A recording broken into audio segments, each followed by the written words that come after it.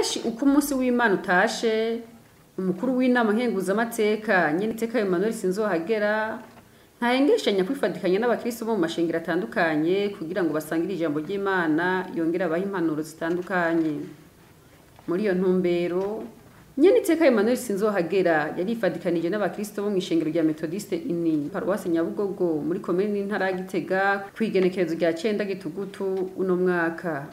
Ayo masengesho akaba kandi yitabwe na buramatari w'intara ya Gitega Venant MANIRAMBONA na musitanteri wa komine Gitega Jacques NDUWIMANA. Mu mpanuro yahaye bari baje muri ayo masengesho, yabasavye ko amabitwararika Imana mu kuyiha umwanya ukwiye mu gihe bari mu ngoro yayo, no gufata umwanya bakiyumvira uko bokwiteza imbere bakongera bagateza imbere ishengero. Amazimisi umutwaro nifuje gusangira namwe b'Ishengero, umutwaro ujanye n'ubuzima bwacu bwa misi yose, ariko na cyane turavye nk'umenga abakristo na cyane turiko turasamara dusamazwa n'iterambere. Maze imisi nibaza kino kibazo mbega bishobora kuba ari ikibazo cyenyene none sinzi ngo bishobora amahoro, ariko maze imisi mbona yuko iyo umuntu avyutse ikintu ca mbere ntangura kuraba telefone nkaraba message. Maze imisi ngendera amashengero atandukanye nkabona mu ngoro y'Imana abantu n'ubutumwa buriko buravugwa bibere ku matelefone. Hanyuma nkibaza kino kibazo, mbega abakristo by'ukuri turatahura agaciro ko kw'imbere y'Imana?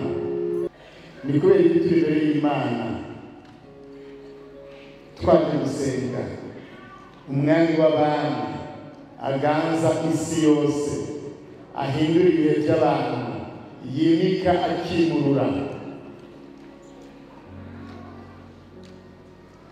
Kubera iki dushobora no kwitaba telefone, tugasohoka kwitaba telefone nkaho umenga amasaha abiri uza kumara imbere y'Imana,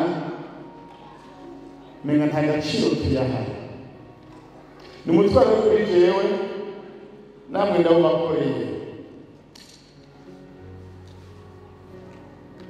Maze imisi yo kwisaba Imana nshoboza, ugasanga umaze nk'amasaha kuri WhatsApp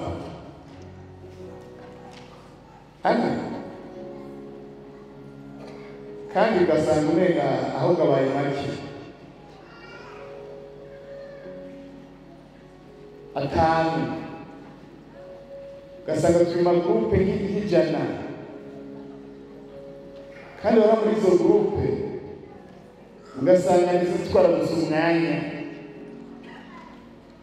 ugasanga twabuze n'umwanya wo gusoma ijambo ry'Imana, twabuze n'umwanya wo gusenga, dusengera igihugu, dusengera indongozi, ugafata abasenga 10 yo gusenga wapi?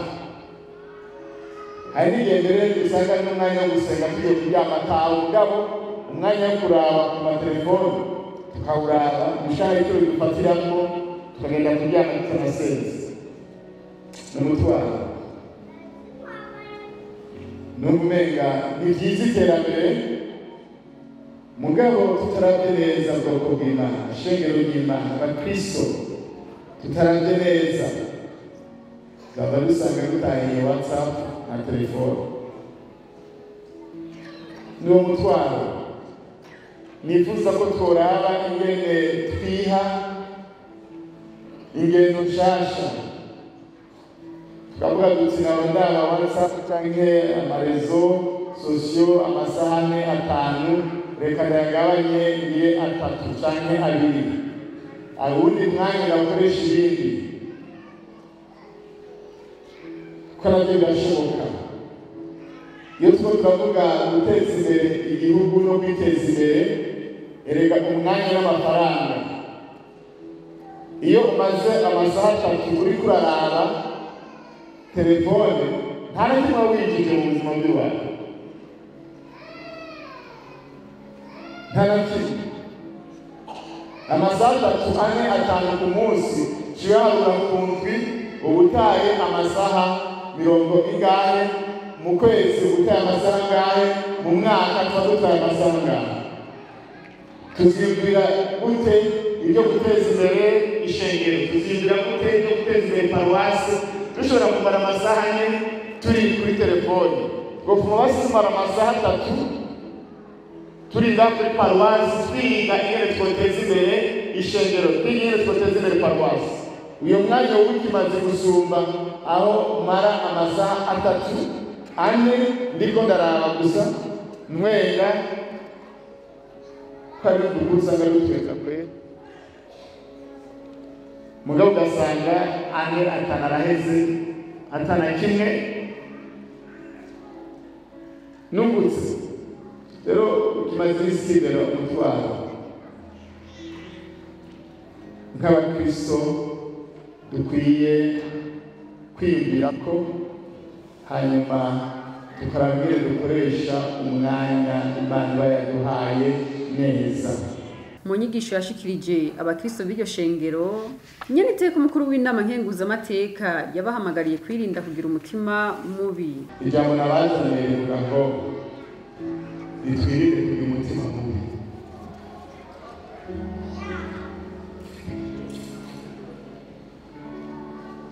Amen. Kandi rero gasiko nabwira abari hanze ndiko mbwira abari ngaha Yesu nashimye bari kiri gihe ijambo ry'Imana rivuga tugatangura kwibabisha ku bandi iryo jambo Imana uno munsi yashyize ku mutima wanjye kubazanira ugenda ubwire bene so birinde ntihagire n'umwe muri twebwe agira umutima mubi. Kandi iyo tuvuze ko umuntu afite umutima mubi hari ibintu dufatirako. None abasenga baragira umutima mubi,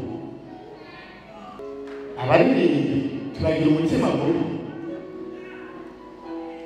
biga mu bakozi b'Imana turagira umutima mubi, mu ndongozi baragira umutima mubi, abariko baja mu ijuru baragira umutima mubi.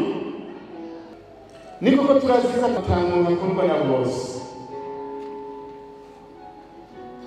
ariko nubwo biruko iyo bavuze yuko umuntu afise umutima mubi abatari bake barabishinga intara. Urashobora kuvuga ukabwira abantu ati afise umutima mubi hakashaka ukabanza guhaririza bakavuga toya aturabubesha tujyana umutima mubi afise.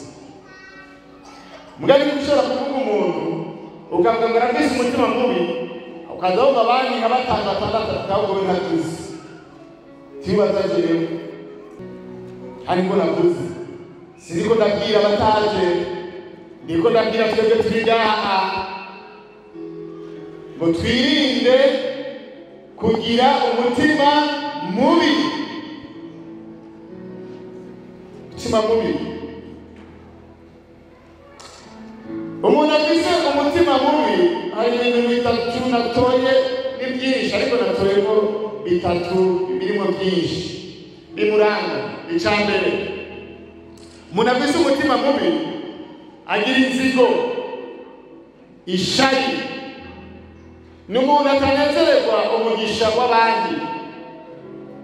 Hako yobona mugenzi we ateye imbere akora uko ashoboye kugira ngo abyiciremo, agakoresha wa mugani bavuga ngo hako abironka tubibura twese. Nimba ufise ibyo bimenyetso niko ndavuga ufise umutima mubi, ufise umutima mubi. Gasanga n'umuntu w'inzigo ufise umutima mubi.